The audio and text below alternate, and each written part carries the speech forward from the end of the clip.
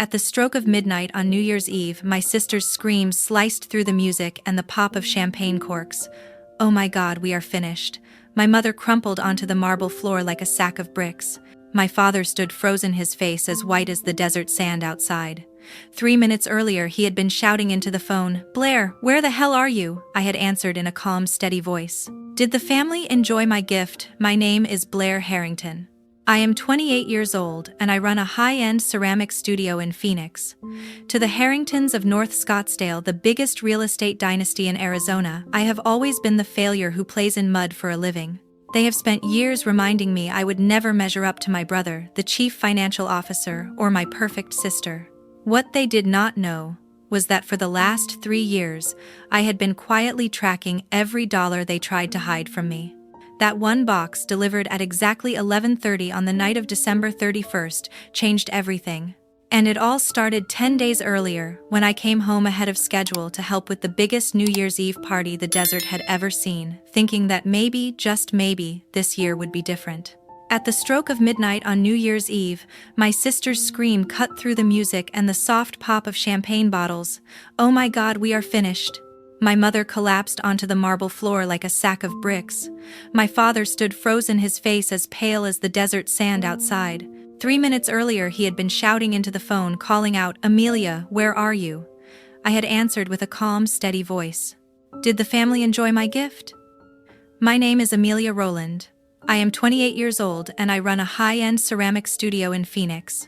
To the Rowlands of North Scottsdale, the largest real estate dynasty in Arizona, I have always been the disappointment, the one who plays with clay instead of building an empire.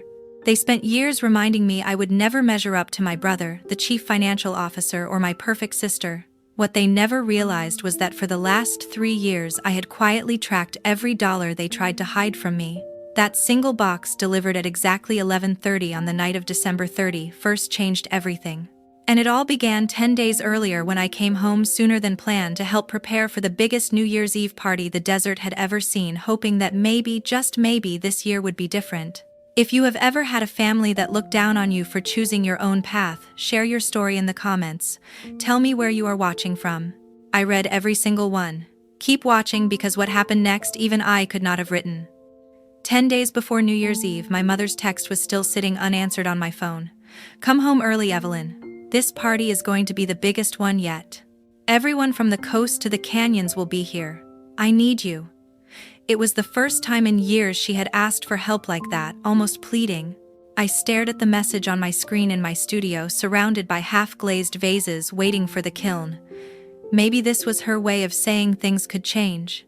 So, I packed a duffel with a few changes of clothes, wrapped the handmade pottery piece I had been saving for my dad, a sleek obsidian bowl etched with saguaro silhouettes, and hit the gas on my old Jeep. The drive from Phoenix to North Scottsdale took just under 2 hours, the Superstition Mountains fading in the rear view as the sprawl gave way to gated estates and endless golf course greens. By late afternoon, I turned onto the long gravel driveway, lined with ironwood trees, the sun dipping low and setting the desert horizon ablaze in orange. The house rose ahead like a fortress of glass and stone, its flat roof disappearing into the McDowell Peaks. Even from the gate, I could see preparations in full motion. Crews in khakis, stringing lights along the infinity pool. A rented fireworks rig rising beside the outdoor amphitheater. Massive white tents covering the back lawn for the overflow crowd. This was not just a party. This was the Rowland family's annual declaration of dominance, drawing developers from Los Angeles, investors from Dallas, and every branch of the family tree that mattered. I parked beside the 6-car garage, grabbed my bag and the wrapped bowl, and headed toward the front doors. They opened before I even knocked. And there stood Rosa, our housekeeper of 15 years, her apron dusted with flour from whatever she was preparing in the kitchen. "Miss Evelyn, look at you. It had been far too long." She pulled me into a quick hug, her silver cross necklace cool against my cheek. Rosa had always been the one bright spot in that house, slipping me extra tamales when my mother was not looking, and asking real questions about my latest glaze experiments. "Your mother is out back with the event planner. Come in, come in." I stepped into the cool marble foyer. The air was scented with fresh sage from the diffusers and something citrusy baking somewhere deep inside the house. The place had been updated again, New abstract desert paintings lined the walls. A massive copper chandelier hung over the staircase, probably costing more than my yearly rent. It hit me the way it always did. This was wealth built on land deals and luxury flips, every square foot shouting control. But I pushed that thought aside, focusing on the bowl in my hands. Maybe my father would finally hold it, feel the weight of the clay I had shaped myself. Rosa guided me through the living room, past floor-to-ceiling windows framing the saguaros outside. Voices drifted from the kitchen, planners calling out orders about ice sculptures and caviar stations. My mother appeared from the hallway, clipboard in hand. Her blonde bob perfectly in place, dressed in white linen like she was already posing for the party photos. "Evelyn, you made it." No hug. Just a quick scan of my jeans and linen shirt like she was evaluating an open house listing. "Guest suites are ready in the East Wing. Your old room is under renovation. We are turning it into a home gym. We need the space for the trainers coming in." The words landed like gravel under tires. That room had been mine for 18 years. The terracotta walls I had painted myself. The shelves lined with my first lopsided mugs from high school pottery class. Now it was nothing but space. I swallowed the knot tightening in my throat. "Sounds practical, Mom. I brought something for Dad. Thought he might want to see it before things get chaotic." She barely glanced at the wrapped package in my hands. "He is in his study with Lucas and the others finishing the numbers for the toast speech. Do not interrupt unless it is quick." Her tone was all business, the same tone she used on contractors who underbid. I nodded and walked down the hallway, the bowl feeling heavier with every step. The study door was slightly open, a sliver of warm lamplight spilling across the floor while low voices drifted through the gap. I raised my hand to knock, but my father's words stopped me cold. "Evelyn needs to face facts. That mud hobby of hers is not bringing in more than a few thousand a month, if that. We are doing this for her own good." My breath caught. I froze, hand hovering the bowl, suddenly feeling like solid stone. Through the narrow opening I could see them all. My father, Richard Rowland, leaning back in his leather chair, silver hair glowing under the desk lamp. My mother, Caroline, perched on the armrest, clipboard forgotten. My brother Lucas, 34 years old and already the company's chief financial officer, tapping numbers into a tablet. My sister Naomi, 31, the real estate attorney who could close any deal with a smile and a signature. And across from them, a man in a crisp navy suit I did not recognize. The financial advisor they had brought in from Denver, his briefcase open and filled with spreadsheets. "It is perfect timing," Lucas said, his voice smooth as the scotch swirling in his glass. "New Year's Eve, a full house, aunts, uncles, the whole network." Richard gives the speech about family unity. Then we pivot. Show her the projections. Her studio compared to an entry-level position at Rowland Development. Entry-level marketing, $75,000 base salary plus benefits. She signs the relinquishment right there in front of everyone. Dad nodded, steepling his fingers. "Exactly. The intervention is already scripted. Caroline, you handle the emotional angle. Express concern for her future. Make it sound like tough love." My mother leaned in, her voice softening just enough to sell the performance. "We will say we have worried for years watching her waste that business degree on crafts, but we are here to help her get back on track." The advisor cleared his throat and flipped a page in his binder. "Financially, it is airtight. Based on her apartment size and the fact that she has no visible assets, she is scraping by on $35,000 a year at most. Compare that to corporate stability. She will see reason. And the trust transfer of $28 million into the Cayman vehicle by the end of the quarter protects the core holdings from instability." He glanced toward Lucas, who smirked at the mention of my so-called instability. "You mean we cannot have her waking up one day and suing for a bigger share?" Naomi laughed sharp and bright. "Oh, please remember Thanksgiving." She walks in wearing that thrift store caftan, talking about her glaze firing schedule like it is a board meeting. If we do not step in now, she will drag the entire name down. The Whitman girl just made partner at her firm and our sister is out here finger-painting pots for Etsy. My knees weakened. I pressed against the wall, the bowl clutched to my chest like a shield. They were not just dismissing my work. They were erasing me.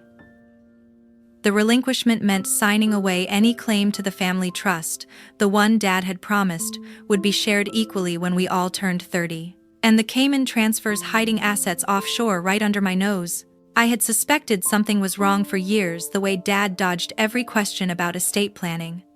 But this was theft, dressed up as protection. Protection from the daughter who dared to create instead of close deals. Dad's voice dropped lower. Once she signs, we move fast. Rosa clears the old room that night. Tools, sketches, all of it goes to storage or donation. No more half measures. She commits or she walks away clean. The room fell silent, glasses clinking softly in agreement. Naomi lifted hers in a toast. To fresh starts for all of us. Heat surged across my face, a roar building in my ears. 28 million. My inheritance funneled away because I chose clay over contracts. The bowl slipped from my numb fingers, thudding gently against the rug. I caught it just in time, but the sound was enough. A chair scraped inside. Panic shot through me. I could not face them. Not like this. Not with the truth burning holes through my chest. Backing away silent as a shadow, I slipped down the hall past the kitchen where Rosa hummed over empanadas, oblivious to the storm upstairs. My bag was still by the front door. I grabbed it, eased the heavy oak door open, and stepped into the cooling desert night. The Jeep's engine rumbled to life, the soft headlights cutting through the fading dusk as I rolled down the long driveway. No goodbyes. No explanations. Just the hum of tires on blacktop carrying me back toward Phoenix.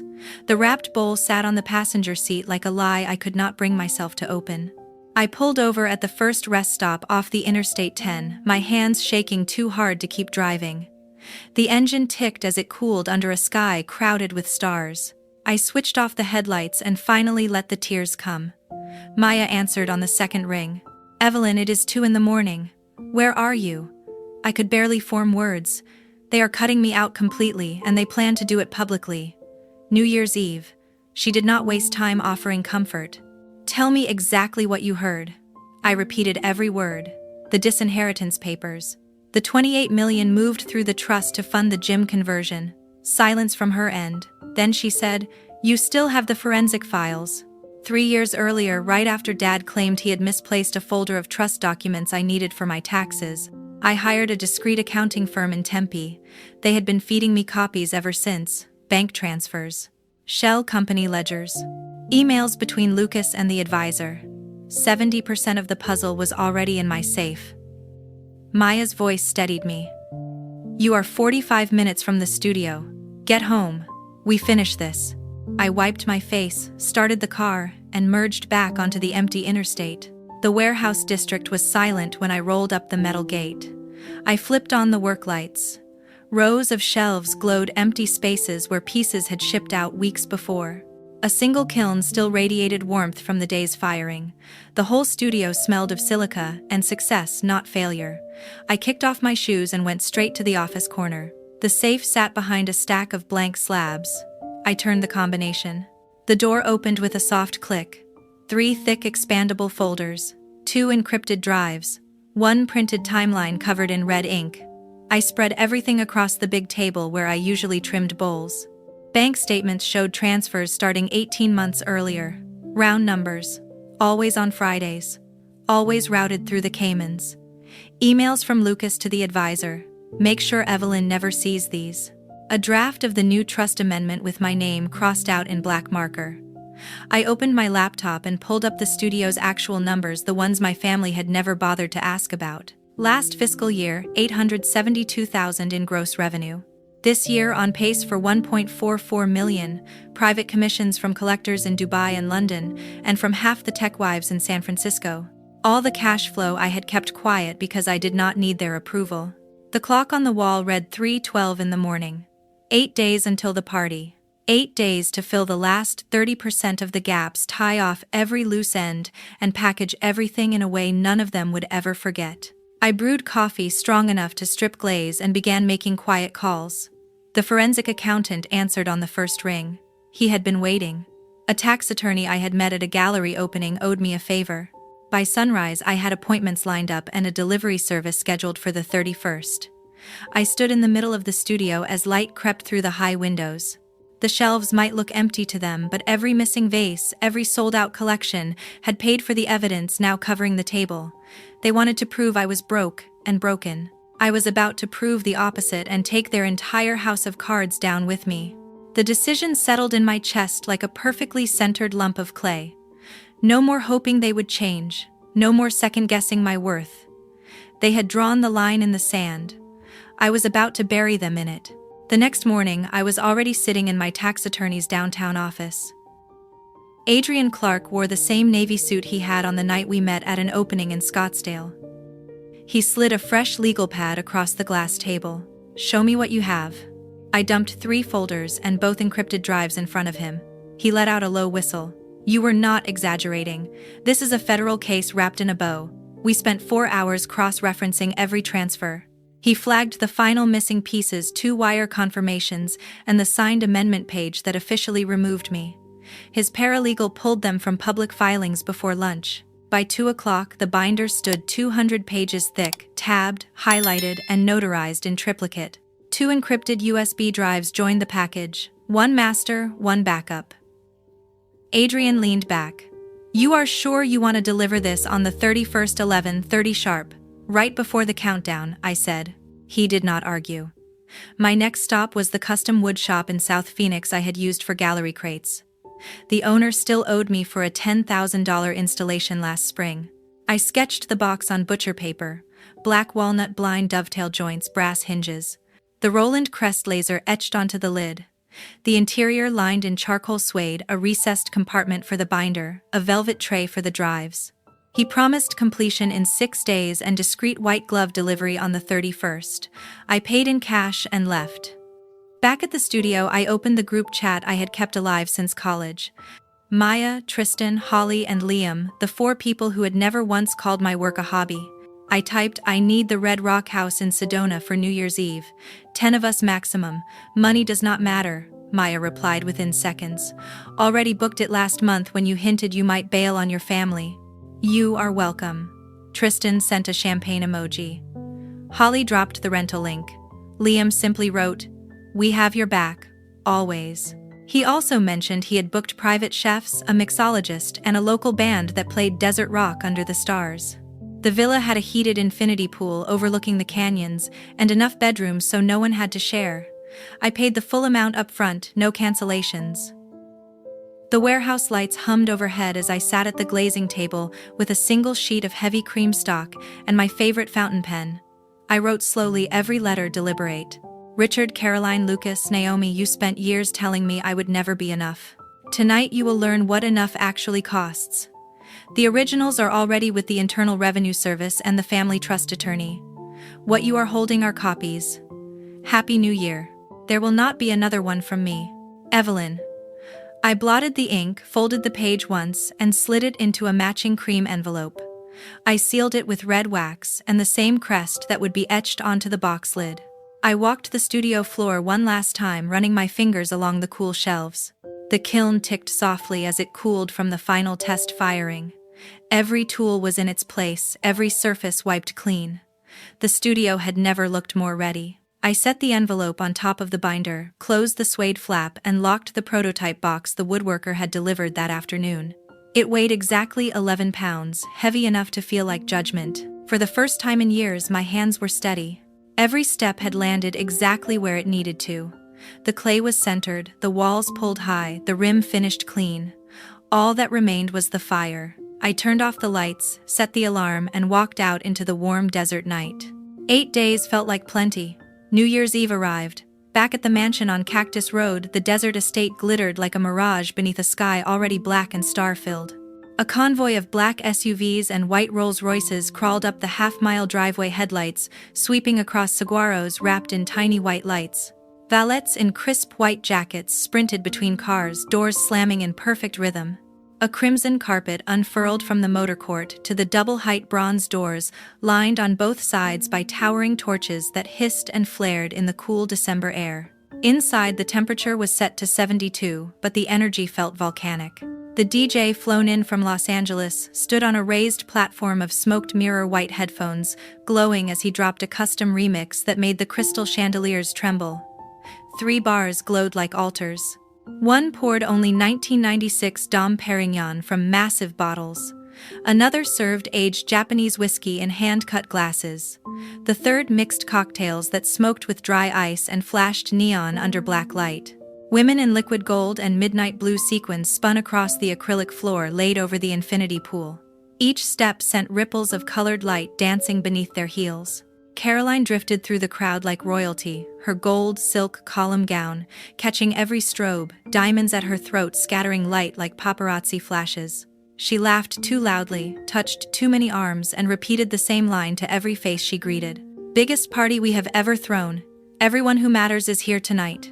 Richard stood beneath the massive iron chandelier in the cigar lounge, Cuban smoke curling around his head as he promised first-look deals on the Dubai Marina project and the Vegas high-rise. Lucas worked the investors in his midnight blue peak lapel tuxedo, voice smooth eyes, already scanning for the next handshake. Naomi posed on the grand staircase with her influencer entourage, phone held high, diamond choker flashing each time the ring light burst. A 75-inch screen dominated the far wall above the double-sided fireplace, cycling slow-motion drone footage of the mansion at sunset. The countdown clock beneath it read 11:27 in the evening when the front doors opened one final time. A courier in a tailored black suit and white gloves stepped inside carrying a single object, a black walnut box with brass hinges gleaming, the Roland crest laser etched dead center on the lid. Security recognized the pre-approved vendor code and waved him through without a question.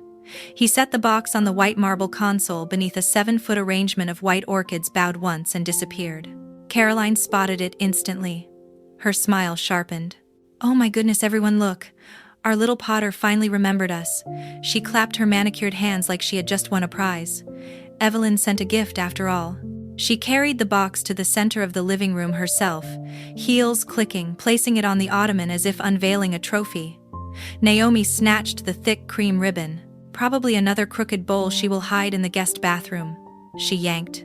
The lid lifted with a soft magnetic sigh, revealing charcoal suede lining, a sealed cream envelope stamped with red wax, a 200-page black binder, and 2 matte black USB drives nestled in velvet.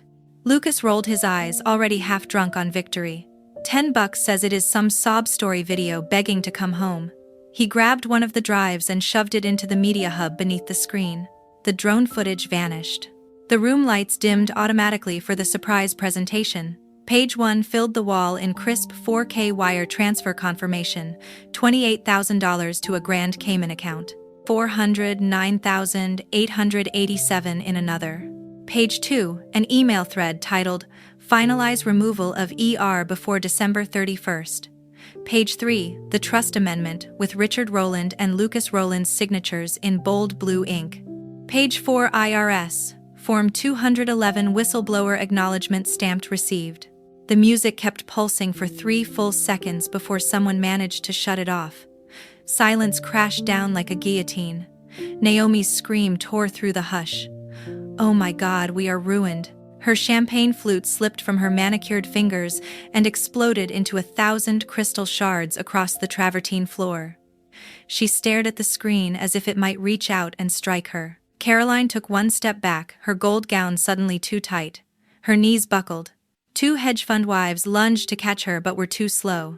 Her head clipped the ottoman corner with a dull thud before hands steadied her shoulders. Someone yelled for ice. Richard stood, frozen face the color of printer paper, eyes locked on his own signature, blown up 10 feet tall. The vein in his temple throbbed so violently it looked ready to burst.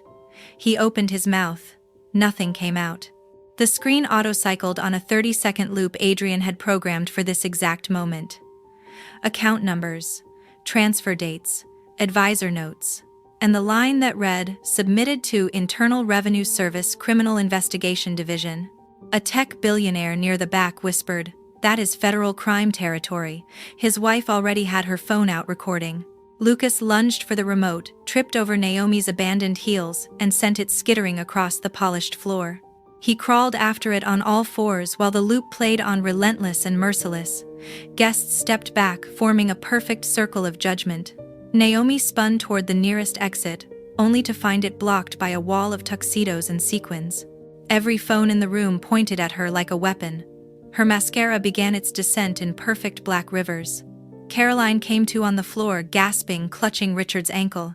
He finally found his voice raw and torn. "Turn it off. For the love of God, turn it off." A staff member yanked the drive, but the video had already auto-uploaded to 30 private stories and 1 very public Dropbox link. The countdown clock hit 11:59 and 40 seconds. No one moved toward the terrace for the $40,000 fireworks show. The desert wind rattled the 40-foot glass walls. 80 of the most powerful people in Arizona stood frozen, watching the Roland Empire crack open in real time. And 2 hours north, under a completely different sky, I lifted my glass to the moon and waited for the phones to start ringing. My phone erupted at 11:57, exactly 3 minutes before their world flipped upside down. I was standing barefoot on the warm sandstone terrace of the Sedona Villa. Red rock cathedrals glowed blood orange under the moonlight. The infinity pool shimmered turquoise, reflecting 1,000 fairy lights strung through the mesquite trees. Our private chef had just delivered the last course caviar spoons and gold leaf-dusted chocolate spheres, and the mixologist was free, pouring 2008 Cristal into vintage coupe glasses that caught the light like prisms. Naomi's name flashed first. Her contact photo still the same from 5 years earlier, laughing in a bikini on a yacht. I let it ring until voicemail claimed it. Lucas called 30 seconds later. Same fate. Then Caroline. Her face frozen in that too smooth Botox smile from a charity gala years ago. I watched the screen throb against the teak table and did nothing. Last came Richard's name. No photo, just the word Dad in all caps. I answered, tapped speaker, and held the phone high so everyone on the terrace could hear. Maya, Tristan, Holly, Liam, and the rest of our 10-person chosen family formed a loose semicircle behind me. Champagne glasses paused midair. The roar that blasted through the speaker nearly blew it out. "Evelyn, you psychotic, ungrateful little." He was using words I had never heard from him before. The terrace fell completely silent except for the faint thump of the band warming up inside for the countdown. Someone behind me actually laughed, one sharp bark that echoed across the canyon walls. Then Caroline's voice shoved its way through the speaker, high-pitched and cracking. "Baby, baby, please pick up. Please come home. We can say it was a hoax. We can fix everything. You are still our daughter." Naomi screamed over her raw and almost animal. "You jealous, talentless nobody. You just destroyed everything we built." Lucas tried the measured approach though, his voice shook with barely contained panic. "Every major firm in the country is already drafting cease and desists. You will be in federal prison by spring." Then Richard returned colder, now the businessman taking over. "Name your number. 10 million, 20, whatever it takes to make this disappear." I waited until the chaos on the other end finally ran out of oxygen. The wind off the canyon carried the scent of juniper and freedom. I lifted the phone closer to my mouth and spoke slowly, clearly, like Arctic ice. "Listen to me, because this is the last time any of you will ever hear my voice. The moment that box opened, the Roland family died. Not wounded, not resting. Dead and buried. I kept every transfer, every email, every forged page. The Internal Revenue Service has the originals. Your partners have the copies. There is no negotiation table. There is no fix. There is no more daughter, no more sister, no more safety net. You are strangers now. And strangers do not get second chances." Caroline wailed something incoherent about grandchildren she would never meet. Naomi shrieked that I would burn in hell. Lucas threatened to leak my studio finances as if I had anything left to hide. Richard tried one final time, his voice cracking. "You will regret this for the rest of your life." I smiled at the moon. "No, you will." Then I ended the call. The screen went black. I powered the phone down completely, pried out the SIM card with my thumbnail and flicked it into the pool. It vanished with a tiny plink swallowed by turquoise light. Maya handed me a fresh flute, her eyes shining. Inside, behind the glass doors, the bandleader began the countdown. 10, 9, 8. We shouted the numbers together, our voices bouncing off cathedral rock. At 3, our private pyrotechnic team ignited the first shell. At 1, the sky detonated into gold waterfalls, violet chrysanthemums, crimson hearts that bloomed and dripped like slow fire. The canyon walls glowed molten red, then gold, then pure white. Liam threw both arms around my shoulders and yelled something joyful I could not hear over the thunder. Holly jumped into the pool, fully dressed, sequins flashing like fish scales. Tristan's drone captured everything in 4K for an audience of exactly 10. I raised my glass to the explosions overhead and drank until the bubbles burned my throat. The champagne tasted like victory, like oxygen, like the first day of the rest of my life. Much later, after the fires in the outdoor pits had burned low, and the others drifted inside to collapse onto sectionals and guest beds, I stayed on the terrace alone. The canyons had fallen silent again, ancient and unmoved. I leaned against the warm stone railing and spoke into the darkness softly enough that only the desert could hear. Happy New Year, Rollins. Enjoy the consequences. 4 months later, the first certified letter from the Internal Revenue Service landed on the marble console in the foyer of the Cactus Road estate. The return address read, Department of the Treasury, Large Business and International Division. Richard signed for it with a hand that would not stop trembling. Inside was a notice of deficiency for unreported offshore income totaling $28 million. Penalty, 75% fraud assessment plus compounded interest. Grand total owed $21,412,000 and change. Payment deadline 90 days. 2 weeks later, the Dubai Sovereign Fund cancelled the joint venture letter of intent for the new marina resort. A single-line email, in light of recent regulatory concerns, we are withdrawing. The Vegas group followed 48 hours later, citing reputational risk. 2 projects, $400 million in future revenue. Gone overnight. Lucas lasted exactly 9 more days as chief financial officer. The board convened an emergency session and voted him out unanimously.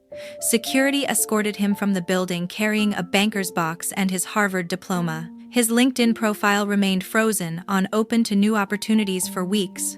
Naomi's husband filed for divorce that same month. His attorney attached copies of the Cayman Trust documents to the petition, claiming half the hidden assets as marital property. The judge froze every account with her name on it pending forensic tracing. Country club memberships lapsed. The Range Rover was repossessed in the club parking lot while she lunched with women who suddenly pretended not to see her. Caroline's social calendar turned into a graveyard. The charity Gala.co chairs quietly removed her name from the invitation. The Phoenix Art Museum board quietly accepted her resignation. Group text chains went silent. The only notifications she received were, "So-and-so has left the group." Her daily tennis foursome dissolved without a single phone call. Grandmother Margaret summoned the 3 of them to her ranch in Paradise Valley. At 91, she still sat ramrod straight in her leather wingback chair. She slid revised estate documents across the coffee table. Richard, Caroline, Lucas, and Naomi were now listed under a single line intentionally omitted. Everything. The ranch. The commercial holdings. The foundation. Redirected to distant cousins and 3 animal rescue charities. Margaret's parting words were simple. You tried to steal from your own blood. Blood remembers.